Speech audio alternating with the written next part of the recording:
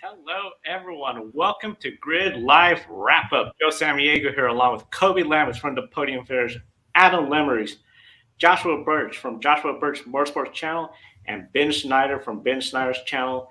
And we encourage everyone to be sure to visit our Patreon. Big thank you to Colin, the show, Mark, and Robin for keeping us on the air. Their monthly contribution helps the Grid Network grow. You too can do that or invest through Buy Me a Coffee, a one-time contribution for the Grid Network. And we got a lot to talk about today. Of course, one of the big things, no NASCAR, but there's still plenty of racing to talk about. We'll start from Sweet Home Alabama, not Talladega, but Birmingham Barber Motorsports Park. Yeah, the NTT INDYCAR Series visited the first purpose-built road course of the season at Barber Motorsports Park in Alabama, following the two-stop versus three-stop strategy.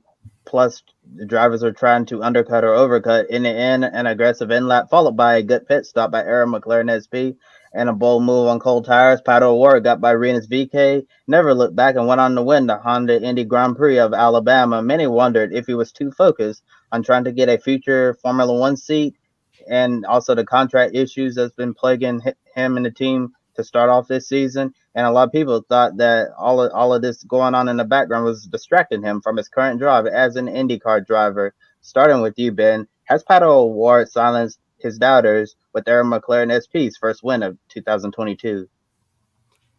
I think so, but I also think it would be a shame if Pato O'Ward had any doubters to begin with. He's proven that he's such a talent, and in a perfect world, probably would already be in Formula One.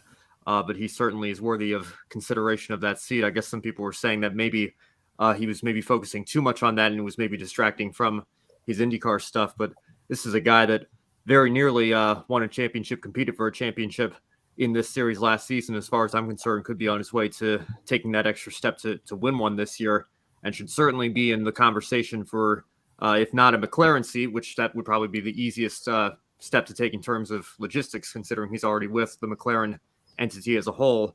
All the F1 teams should have Pato O'Ward on their radar. I know even Red Bull did a couple of years ago. He is such a talent. He proved it today, and I've got to venture a guess that this probably isn't going to be his last win of the season. As the season continues, I'm sure he's going to continue to improve even more than he already has, and probably get a couple more wins from there.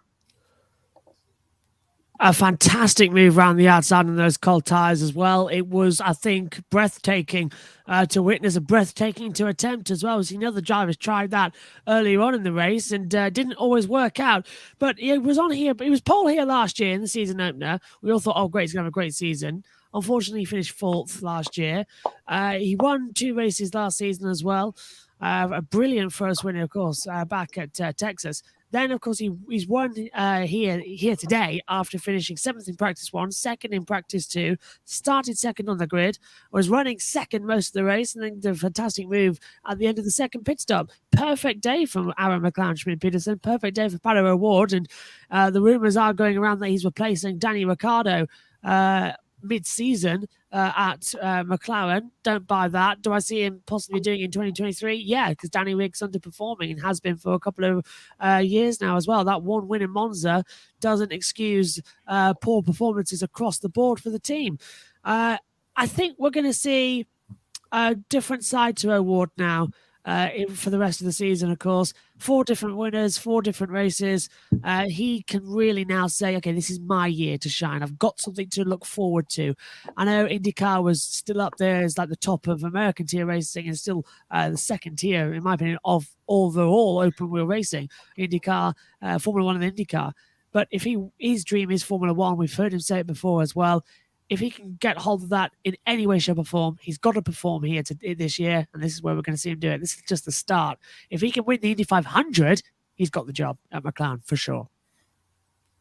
Yeah, winning the Indy 500 definitely go a long way to getting a Formula One seat, getting the Indy 500 or the IndyCar title. I'm sure Zach Brown, McLaren would really love for him to do that. And I really thought that when Pato started off having early season struggles, that he might have gotten a little distracted from his IndyCar job, wondering about his contract and trying to secure that Formula One seat. But I think Pato finally getting all of that settled out. He said today that things are going much better contract wise right now. So looks like they're going to be able to get something done to secure his spot in the McLaren family for the foreseeable future, because I think it'd be really silly if they let him walk away, because he's one of the top drivers in IndyCar right now. So with today's win in Alabama, definitely silenced everyone, including myself, who thought he might be a little bit distracted. I also agree with you, Josh. It's probably not going to be his last win in 2022. Pato's probably going to win multiple races and claw his way back into the championship hunt here.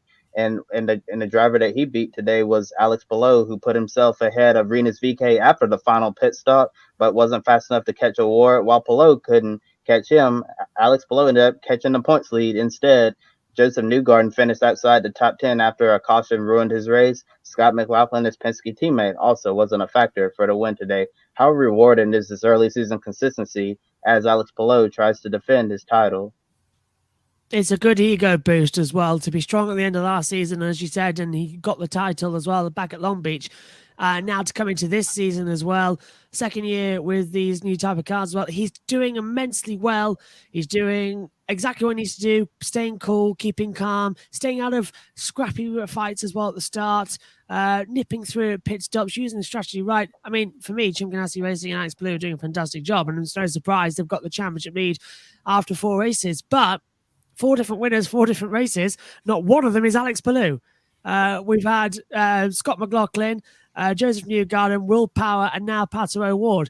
So Alex Palou is slightly doing what Johan Mir did in MotoGP back in 2020. He's being Mr. Consistent, getting the podiums, getting the points, delivering the results, and it's a champion's mindset he's got now. So great to see. And I wouldn't be at all surprised if the Indy Grand Prix that's coming up on the road course, he'll take the victory for that, because I think they're in that good of a position. It just makes more sense to see Palou winning that race.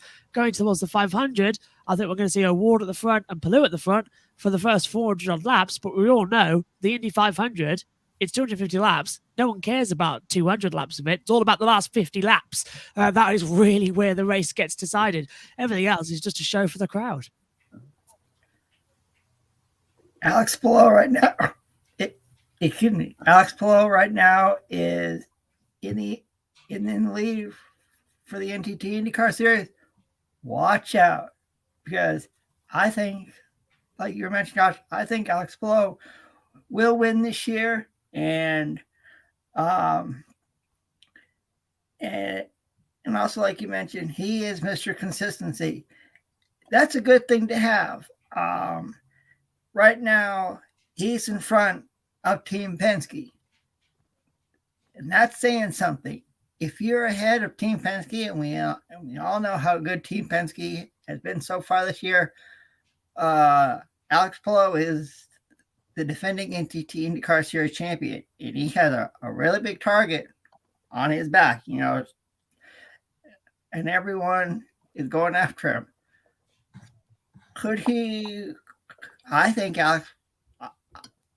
we can say, do not count out the defending NTT IndyCar Series champion, Alex Palou.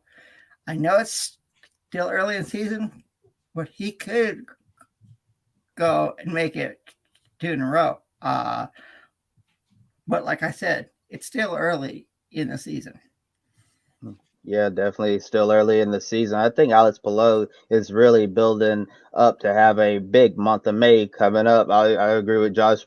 He's likely to be one of the contenders to win the GMR Grand Prix on the Indy road course in a couple of weeks. And we saw how strong he ran last year in the Indianapolis 500. He was a couple of laps away from winning the race before Elio Castroneves got the job done and joined the 4-time club.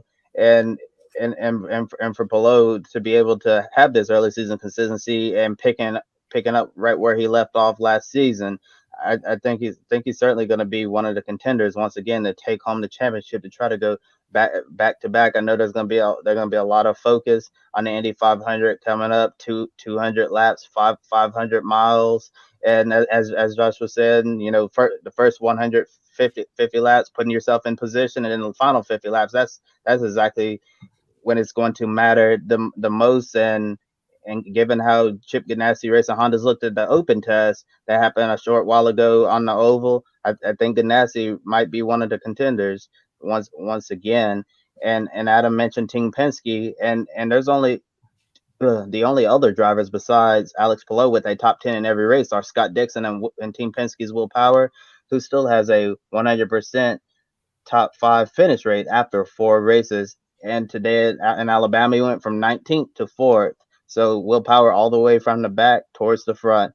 In your opinion, is Will Power off to one of the best starts in his career? Absolutely. And I don't think we can count out Will Power to be a championship contender this year. Will Power right now, I think, is having one of his best seasons of his IndyCar career. And I think, given now that we're in the month of May, the next time I think you cannot count out Will Power to be a contender at the GMR Grand Prix at the Indianapolis Motor Speedway road course. And I don't think you can count him out to kiss the bricks at the Indy 500 on Memorial Day Sunday. Well, you want another championship contender? Will Power is a championship contender. Count on it. I'm just trying to pull up Power's stats here. He's got 3rd, 4th, and 4th to start the season. So he's quietly had, like you mentioned, one of the best starts to his career. I think statistically it's his best start, arguably, since 2014. What did he do in 2014? He went on to win the series championship, and also had some great starts for year in 2012, 2011, 2010, the years that he finished runner-up, those 3 years in a row. So Adam, like you mentioned, Power, is something that we always have to consider in the back of our minds as someone who certainly could win a championship. We would never be surprised if somebody who's been racing for this long for a team like Team Penske is in the mix for a championship. But this year in particular, if Power can maintain the strong start that he's had, absolutely he's a championship contender, because he is off to one of the best starts of his entire career, certainly his best start in nearly a decade. It's been a great start to the year for Will Power. Yeah, probably as best start as he could have really hoped for, and Will Power been the most consistent Team Penske driver so far. Scott McLaughlin, Joseph Newgarden, they've already won this year. I think it's just a matter of time before Will Power breaks through and gets in the victory lane in 2022, and that could very well be the next round, the GMR Grand Prix at the IMS Road Course, a track where he's been successful at in the past. And right now Will Power is 41 years old. When you start to creep in near 40, you think you start to slow down a little bit, but I don't see Will Power slowing down anytime soon. He's a driver right now hitting on all cylinders, and as we mentioned, and you mentioned, Ben, he's off to the best start and off to the best start in the season in almost a decade. So Will Power is definitely going to be a force to be reckoned with for the remainder of this current IndyCar season. And the defining moment of the race was Callum Ilott spinning in the museum corner and got stuck in the gravel, bringing out a full course caution, ruining a strong weekend by the rookie driver. This also ruined the race for many drivers on a 3-stop strategy. This included Joseph Newgarden, Colton Herta, and several others. They all fell behind the top 2 teams and changed the race dynamics. Herta was aggressive on the restart, passed several cars and looked strong, but made contact with Scott McLaughlin, spun around, and that put Herta out of contention. Was the 3-stop strategy too aggressive today, knowing the potential of a caution could throw it out of the window? Absolutely, as well. And we heard pre-race from Colton Herta's team that they were playing a 2-stop strategy. That changed when they left the pit lane. And as soon as the race started, they changed to a 3-stop, and we couldn't work out why. I really don't understand why half the field decided to go for a 3-stopper. They ran the risk of getting lapped, and nearly did as well, because they would have run out of fuel if the safety car hadn't come out as well. We had that caution on about lap 35, I reckon it was. And that saved those who pitted on lap 15, put them all back into the same rotation of pit stop sinkage with the rest of the field. And then it sort of killed the race. It was very exciting up until that point. And then after that, everyone's on the same pit stop cycle. Everyone's going to go to lap 60 or 65 for the window. And then that killed it. And then after the pit stop, the race just stopped dead in its tracks. I mean, nothing was going on. We had Grosjean giving us some excitement for the last 30 laps. The same also could be said for Colton Herta, but then he made contact and span round as well. Personally, I think today it should have been a two-stopper. Lap 45, they could have easily managed it. Two-stop race to the end would have worked out. A three-stopper just didn't work. It was too much, and it should have been two-stopper, half distance, then go forward. Half distance, go forward. It was really something else. As you mentioned, once the caution came out, it just made it where if you're on that three-stop race, you were pretty much doomed. Now, going from the INDYCAR series to a series that doesn't have pit stops, that is MotoGP Spanish Grand Prix at Jerez, and this race was really something else. The battle for the lead, the battle for third place was on the edge of your seat. Two duels going on, and Pecco Bagnaia held out Fabio Quartararo to get the win and announced his presence in the 2022 championship season. Quartararo was within striking distance this entire race, just waiting for a mistake from Pecco to capitalize on it, take the lead, and take that win. But no such mistake. Pecco rode that Ducati to victory in a near perfect effort. And the battle for third place, that came down to the end. All race long, Jack Miller, Marc Marquez, Aleix Espargaro ran third through fifth within a second of each other. Once we got to less than 10 laps ago, business picked up, and that's where we saw Marquez get around Miller. Aleix coming around, Marquez goes wide, loses the bike for a second, somehow saves it, but through that, Aleix gets around him, and he is good at saving those tires because after he got around those two, he just pulled away, just leaving Marquez and Miller to battle for fourth place. What a race. Joshua, I know you were calling the race on your channel. This looks like what may anticipate Bagnaia versus Quartararo with Marquez up there, up front. And now we have Aprilia up there, looking like the real deal.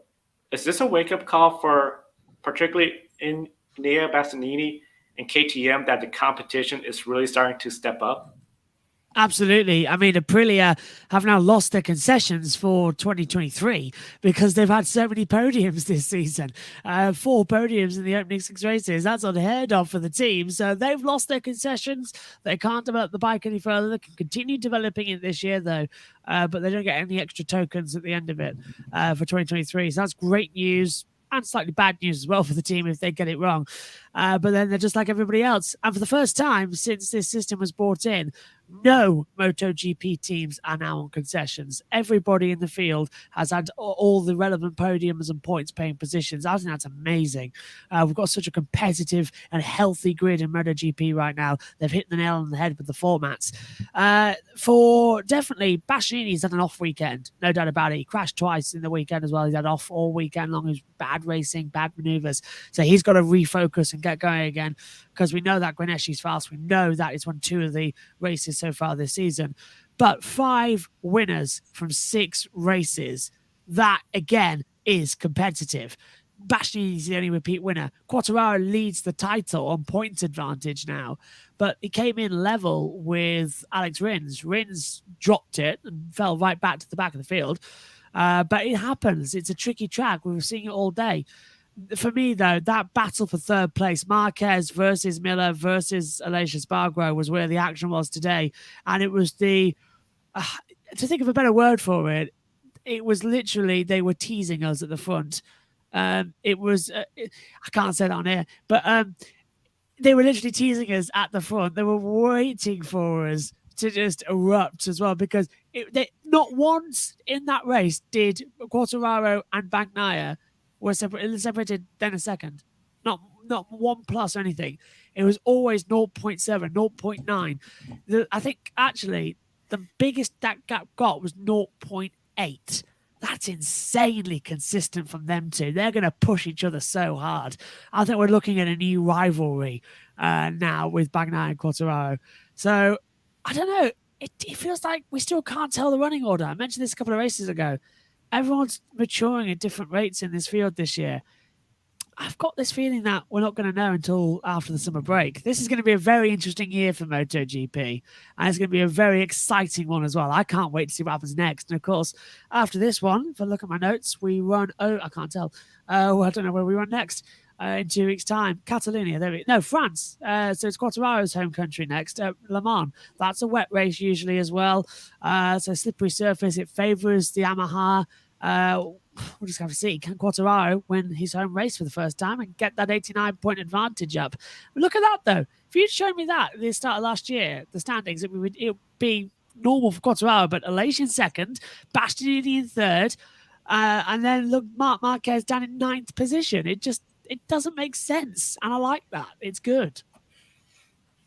It is really good. This has been a really fun season of MotoGP, and just the unpredictability, it's not too crazy like what we've seen Formula E in the past, but I feel it's just on the edge of your seat racing, and it seems the different teams, as you're saying, maturing, just getting that chemistry right. They're coming out strong. This European League, because now we're going to France, that's going to be something where it's going to be really interesting. First time Fabio Quartararo is going to race in his home country, filled with fans, as the MotoGP world champion. I think it's going to be insane amount of fans turning up. Now, one follow-up, of course, you mentioned about Bastianini. Suzuki, Rins, he had a good start this race weekend. He crashed. Last time we were here, I believe he even crashed out. Just nowhere near. And then Mir, he was in 6th place. He got closer when that battle for 3rd place was getting tight, but just nothing from Suzuki. Is Suzuki in trouble because we know they have a fast bike? Or was this just a race where they just had poor luck and this track is just not suited for that bike? I think Suzuki are starting to worry after this. They've got a fast bike, but they're just not got the riding mentality. They can't. The bike's fast, but it's violent. And that's what keeps distracting Mir and Rins. Rins should have easily had a today, and Mir should have been higher up than 6th as well. Mir should have caught the battle for 3rd, basically, and I'm disappointed he didn't. That Suzuki needs work, and they've lost their concessions ever since they won the title in 2020, so they can't develop the bike. But if they can find a setup that works, it'll be fast. And they're quick at Le Mans. It's their type of track. Long straights, then sweeping tight corners as well. That sort of flow between each other. And it's their type of track, the Suzuki's. The Suzuki and Yamaha's quite similar bike setups. And we've seen how much of a pain the Yamaha's been this year as well, because it was falling back in the earlier races. Remember Qatar? We all thought, that's it, Yamaha are done. Now they've come back to lead it. Suzuki will drift up back to the top. And I'll tell you one thing as well. I don't think it'll be Mir winning the first race. I think it'll be Rins. Rins has definitely got something to prove this year. And with his last year, of course, off the contract with the team, he needs a race win and he needs to challenge for this title. So they'll pick themselves up and dust them off and go to France knowing they've got a confident bike behind them. My top tip for France, watch out for Quartararo and Rins. I think they'll be 1-2 on the grid. I think we'll see that throughout the race of the battle, because I don't think it's a Ducati track I'm on. It's a difficult one to master. Josh, we thank you for your time as always. And before we let you go, what's your one shining moment from this motorsports weekend?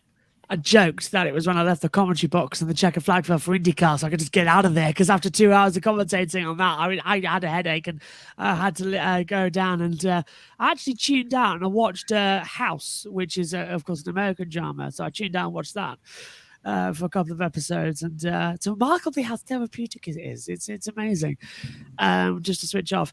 One shining moment for the weekend, I'd have to say it's not even to do with anything we've covered. It was the GT Challenge Europe. It was seeing Valentino Rossi.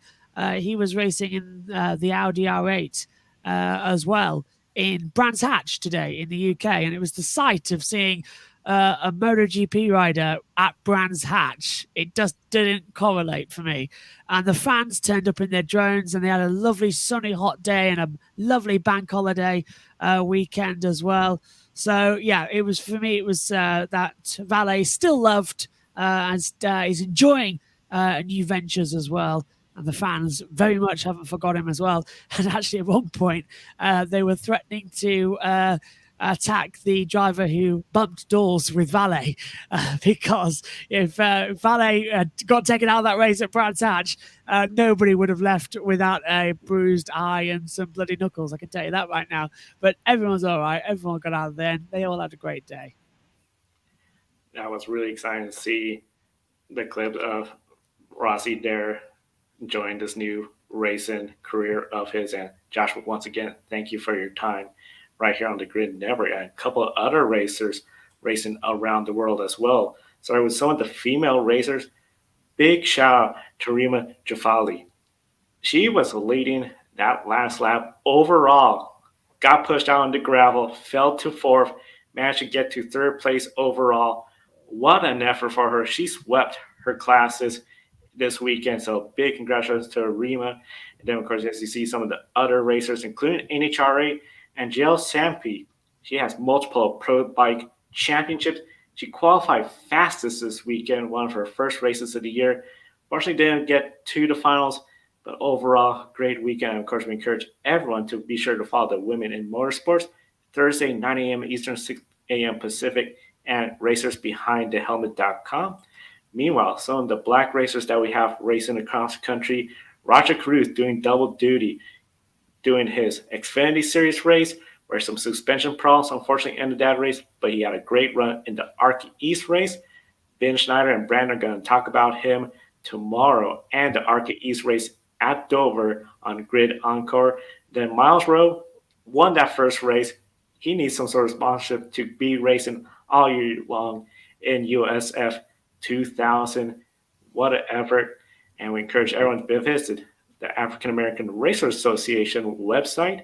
And there was no Racing Pride Ambassadors Racing, but we encourage everyone to visit racingpride.com, the LGBTQA racing ambassadors in motorsports.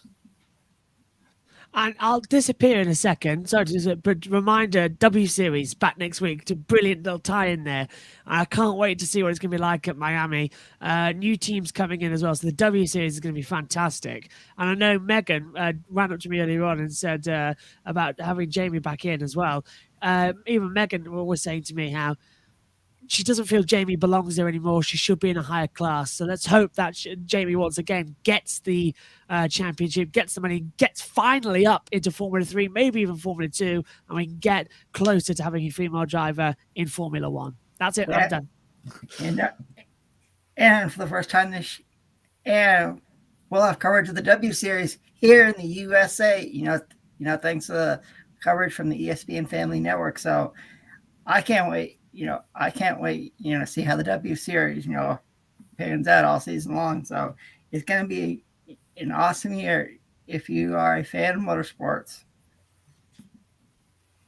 Yeah, looking forward to seeing the W Series on ESPN. Should be a lot easier for us to watch here in the United States, because even the link they had sent out last year for the website where to watch it, I still could not figure it out as well. And other people had issues trying to watch it in the States as well. Yeah, so looking forward to next race weekend. And unfortunately, we don't have any NASCAR to talk about tonight because of NASCAR Cup Series Duramax Drydene 400 was postponed after 78 laps due to rain today. The race is going to resume on Monday, tomorrow at noon Eastern on FS1. The grid ranking will be released later on Monday following the conclusion of the race.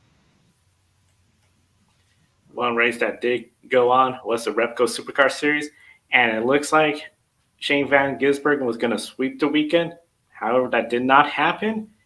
Shane did win the first and the third race of the weekend, but Will Davison took race 2. Adam, how did Will Davison get the job done in the second race of the weekend?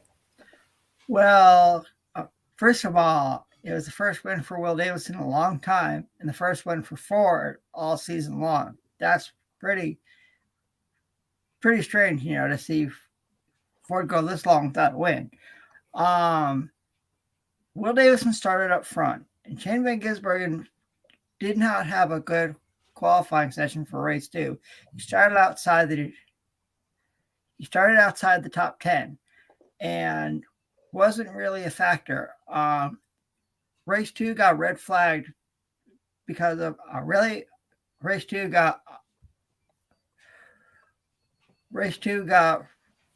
red flagged due to a scary crash between Jack LeBrock and Scott Pye, and Scott Pye crashed into the pit road gate, and they had to repair that. So it took almost an hour for them to repair, but once it got done, Will Davison was the class of the field.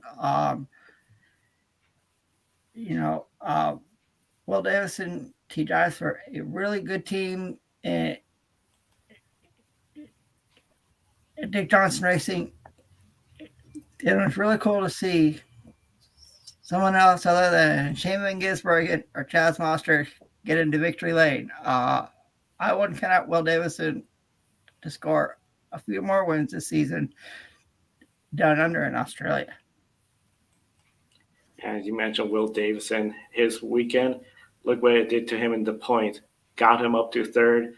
Supercar Series, they award 300 points per race weekend. So Shane Van Gisbergen got 200 with his 2 wins. If we have one race like the Bathurst 1000, that's a 300-point win. Only 2 drivers are within the 300 points of Shane Van Gisbergen, and Trent and Will, both of them, of course, with the Shell V-Power Mustangs. Chas Mostert, he fell behind. He was up there in the points. Now he's 342 points behind.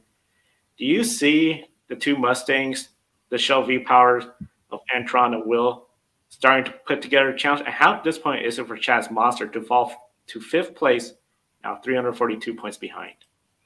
First of all, I'll get to the second part of the question. It was really, really strange to see Walkinshaw and Grady United not have any speed this weekend at Wanneroo Raceway in Australia. It was strange, to see, because we all know Chas Mostert is always toward the front, and he and his teammate Nick Percat, they weren't there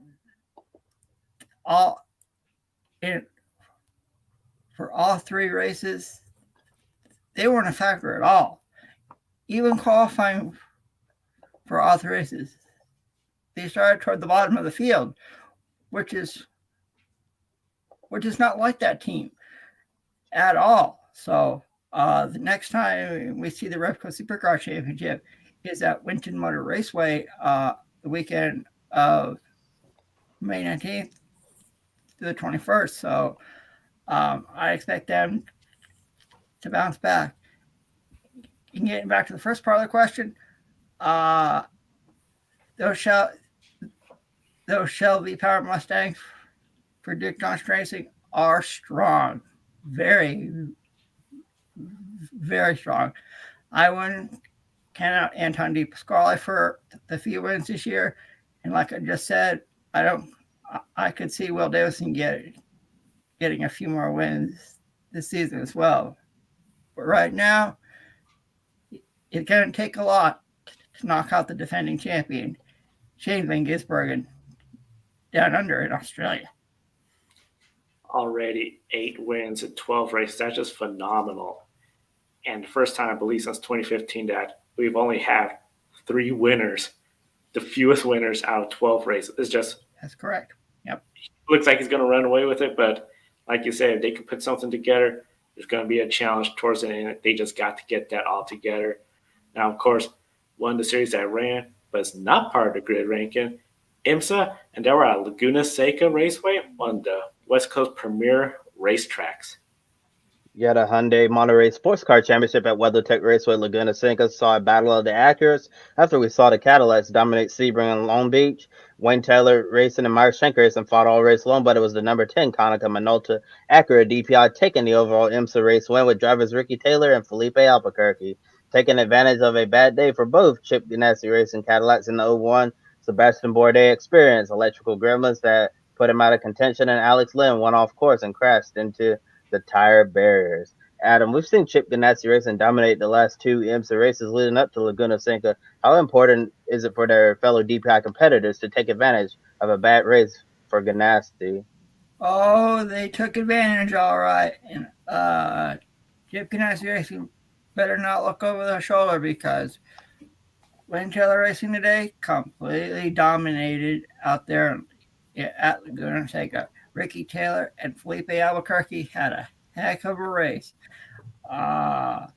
They they are championship contenders easily.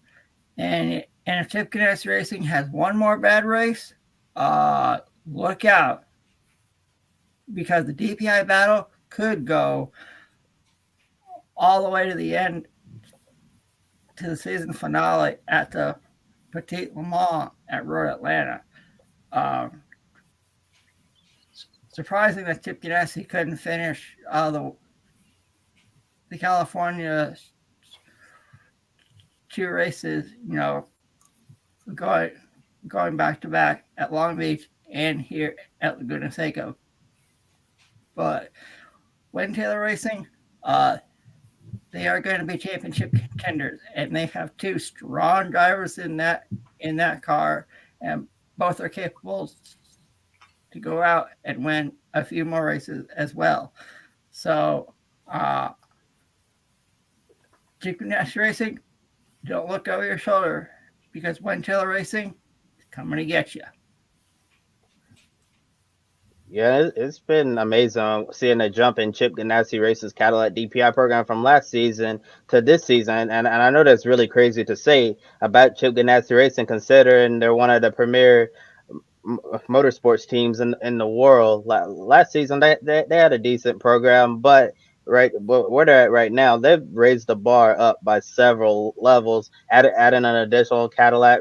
They're running the factory Cadillac performance program for General Motors, and it's been an interesting start to the season for them overall. You want to say they're favorites for the championship, but I actually think it's quite a toss-up. Yes, we saw them dominate Sebring. Yes, we saw both Cadillacs dominate Long Beach. But looking at all of the races that have happened so far this season, both Cadillacs have ran into luck. We know the Rolex 24 at Daytona, it didn't go their way at all. And then the 02, it went their way at Sebring, but it did not go that way for the 01. And then both of them had really great races on the streets of Long Beach, finishing 1-2, and then come to Laguna Seca today. Both of them didn't have good races at all. I think overall, Chip Ganassi Racing has the best package in the IMSA DPI category, but they don't. But there's still a little bit inconsistency there, and it's crazy. I'm even saying that about the Ganassi Cadillac DPI program. I think if they're able to have more runs like they had at Long Beach, finish a little more consistent, then they can get in contention for the championship. I know Alex Lennon, Earl Bamber entered this race weekend as the championship points leader, and after a bad race today, I'm sure they're going to fall a little bit. But the good thing is there's still a lot of racing left in this IMSA season. I know we have a race coming up in a couple of weeks to talk about that in a little bit, and then we have Belle Isle, the 6 Hours of the Glen, Road America, the Moto Petit Le Mans. So there's definitely a lot of time left in this racing season for Chip Ganassi Racing to really put on a show, go out there and try to take home the championship. Right now, it seems like the number 02 is in the best position to do that. The 01's had more bad luck than the 02, so I think they're definitely going to have to work a little bit harder. But this is Chip Ganassi we're talking about. That team knows what they're doing, and they know how to get the job done. Today was just a bump in the road, and they'll bounce back next time. And looking at some of the other class winners, in LMP2 was the number 8 Tower Motorsport Orica. Louis Delatros and John Ferrano got the class victory. GTD Pro, the number 9 Pfaff Motorsports Porsche, bounced back after a disappointing ending at Long Beach. Matthew Jaminet, Matt Campbell, GTD. The number 16 Wright Motorsports Porsche, Jan Halen and Ryan Hartwick taking home class honors. The IMSA WeatherTech Sports Car Championship returns to action in a couple of weeks' time for the Lexus Grand Prix at the Mid-Ohio Sports Car Course on May 15th. May 15th. That's going to be very exciting. Mid-Ohio. Now, as we mentioned earlier, no NASCAR, so the grid ranking still technically in the 4th week. The 5th week ranking will be released following the conclusion of the NASCAR Cup Series race tomorrow. And of course, we encourage everyone, link in the video description to Grid Live Encore tomorrow's show, as we're going to recap that race as well as all the racing. And one of the big things we have to talk about with the grid ranking is we know Shane Van Gisbergen is going to be still number 1. He got 2 wins out of the 3 races. Last time Supercar Series had only 3 race winners after 12 races was 2000 and 15. So it's something where this has just been really crazy to see this occur. 6 out of 12 last year for Shane Van Gisbergen. Now he's at 8 this year. Adam, starting with you. Is Shane Van Gisbergen in a league of his own? Absolutely, he is. Yeah. You want to say he's one of the best Pecco supercar drivers of all time? Yeah. I think I do believe he even passed former supercars champion and Bathurst 1000 champion Scott McLaughlin for overall wins in a career. So that's saying something. After what Scott McLaughlin did down under, Shane Van Gisbergen right now, it's him, and then you have the rest of the field in the Pecco Supercars Championship. He is, 8 wins out of 12 races. That's over an 80% consistency. I just talked about Ed Hundy, Pasquale, and Will Davison. They're second and third in the championship standings. But right now, you got to find a way to knock off the defending Supercar champion, Shane Van Gisbergen. And that ain't going to be easy as the season continues. Yes, it's not going to be easy for his competitors to knock off Shane Van Gisbergen because right now he's at the top of the mountain, and I have a feeling by the time we get to the midpoint in the summer, where we're going to be talking about Shane Van Gisbergen having one hand on the championship and probably going to have this wrapped up several races early, unless something major happens. He has bad luck. His team performance looks like Chaz Moster's team this weekend. And speaking of Mostert, this is one of the weekends that you absolutely cannot have when you have a driver like Shane Van Gisbergen in the field who really has a bad day. Even on Shane Van Gisbergen's worst day, he's still able to salvage something. But I was paying close attention to your supercar segment and what Adam was talking about. I've never seen Walkinshaw and Andretti United perform this poorly on a racing weekend. And seeing Chaz Mostert back there with all of the back markers, that was a major surprise. And if they show up to the next round at Winton looking just like that, I don't think Mostert's going to be a true contender for the championship. might as well let Shane Van Gisbergen see what the hardware looks like. Don't hand it to him yet, but show it right to him, because right now I don't see anybody who can take the Supercars championship from SVG. And just amazing. Last year he was such a great start. 6 out of 12 races. Now 8 out of 12. Everyone has to be on those, and everyone has to bring their A game. Now, going from one series where we're seeing drivers in the last 4 years dominated, where it's Shane Van Gisbergen or Scott McLaughlin, to one series that has seen no driver dominated, that is the ABB Formula E Series.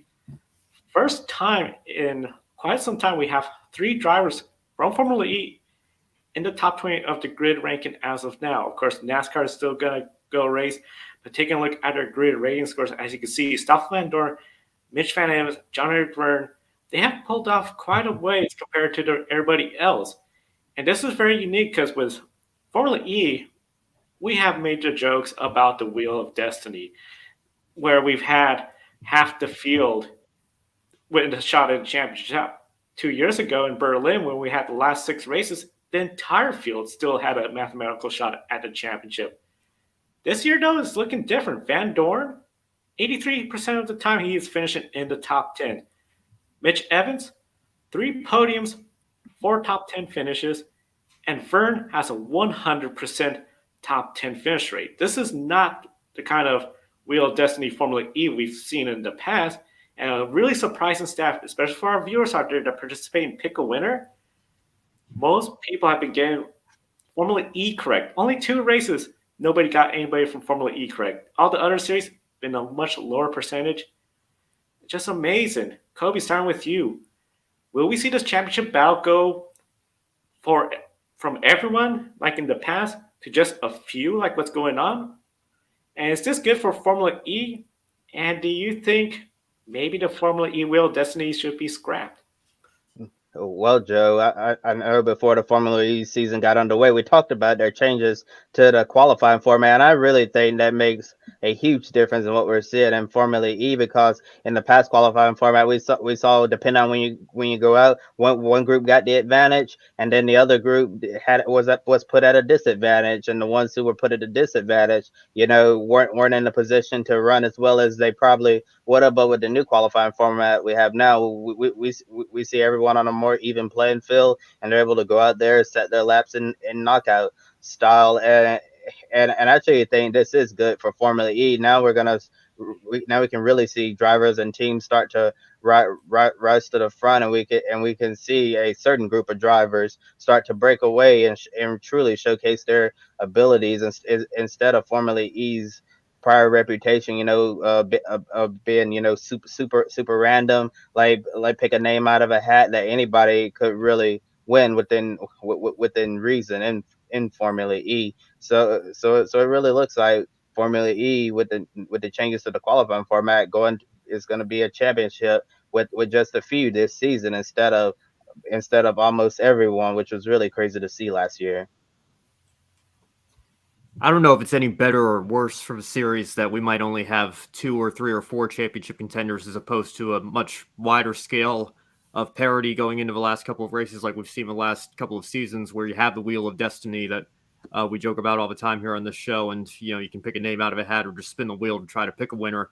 I think it can be good if you establish a couple of title protagonists and have them fighting for the championship at the end of the season. I will say this, though. I think it's bad for a series, or bad for any sport or any motorsport series, when it's only one driver dominating, I think, or only one team dominating. Even you saw that in Formula One when Mercedes came into the turbo hybrid era and took 16 out of 19 races in 14, did it again in 15, and then 19 out of 21 in 2016. At least we got a little bit of a battle between the teammates there with Hamilton and Rosberg. But I think for some casual viewers in particular, you maybe lose a little bit of interest if you can basically expect the same team to be winning all the time. So I think it's probably a negative for the series if it gets to that point, but I don't think Formula E is there yet. We might see a few drivers establish themselves as title protagonists, but it might not be the Wheel of Destiny that we've been talking about the last few seasons. So I don't know. If our viewers like it, if they want to continue to play that game, then I think we can keep the wheel and continue to let them have that option. But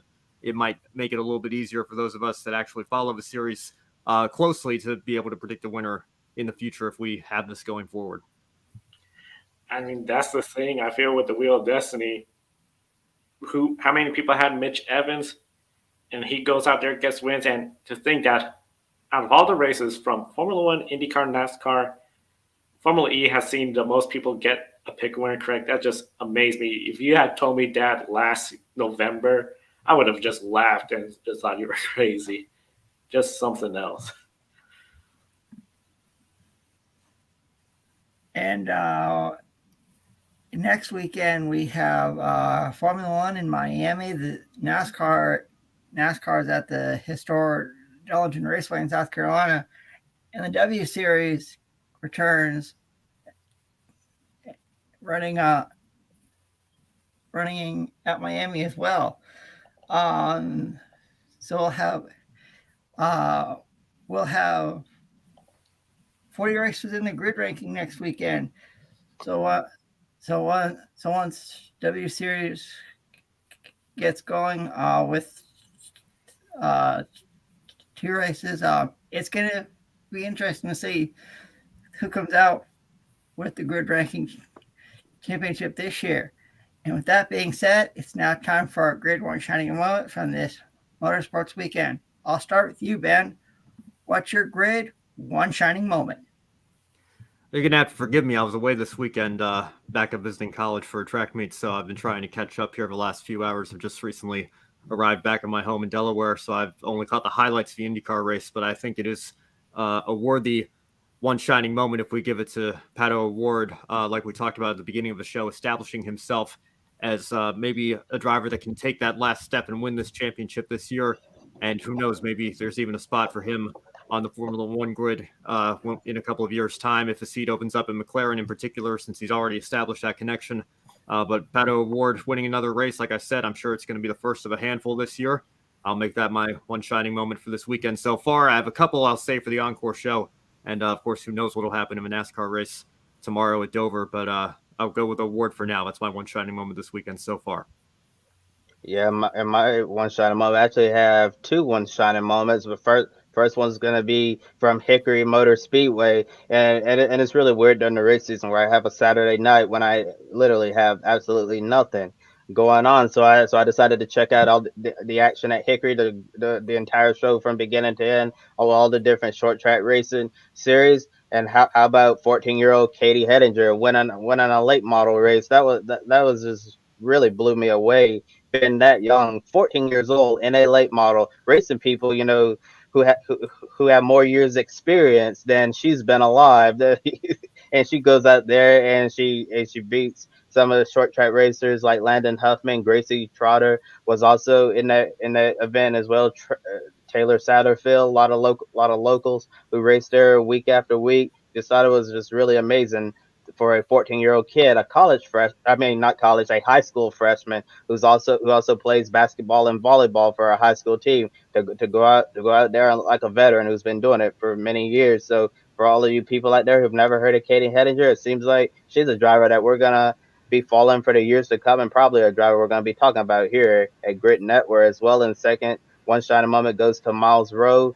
And it's really amazing how well he is running this year in USF 2000, looking like he could be one of the main championship contenders. But the unfortunate thing about Miles Rowe is his season could be over already, and potentially his career, because he's out of money. And that big crash he had on the streets of St. Pete, that really took a chunk out of his budget. So right now, moving forward, Miles Rowe doesn't have a single penny to continue racing, and he's right in the thick of the championship fight in USF 2000, and if he's able to find that funding and complete the season, win the championship, he can get that scholarship money and keep moving up on the road to Indy ladder. He can go to the Indy Light Series, and if that goes well, can go all the way up to the NTT IndyCar Series. I know Miles Rowe is a protege of Will Power. Will Power discovered him in go-karting, so if Will Power is one of your mentors and he believes in you, then you're certainly quite a talented driver. I just think it would be a major shame if Miles Rowe's 2022 USF 2000 season is over. And this is also, as I mentioned, career altering as well. Not able to find sponsorship, he's probably not going to be able to race again at this level, which I think is just really, really, really sad. So it's gonna be interesting to follow this story to see if Miles Rowe's going to be able to raise enough money to continue racing. Definitely hear you. Everything about Miles. I hope he gets something and continues racing. My one shining moment, MotoGP Spanish Grand Prix. The fans that turned out in droves, over 200,000 during the entire weekend at Jerez, Spain, one of the biggest venues. And of course, we know we got some bigger venues coming up, including the TT races, where you have the Cathedral of Speed right there. So I'm very excited about the MotoGP season. This is going to be, I think, a phenomenal year. And this race, just seeing the fans, they were going crazy loud when Marc Marquez got up to third place. Then it got quiet again. And then when Marquez made that late pass on Jack Miller to claim fourth place, wow. And then after the race, this was what I thought really, you saw Marc Marquez. He was throwing his gloves to the crowd. Alicia Espargaro, who's from Spain as well, doing the same thing, interacting with the fans. After the 2 years of no fans, restrictions where we couldn't have the fan interaction, seeing the MotoGP riders interact with the fans and the fans eager to be back at MotoGP, that was really special. That's my shining moment.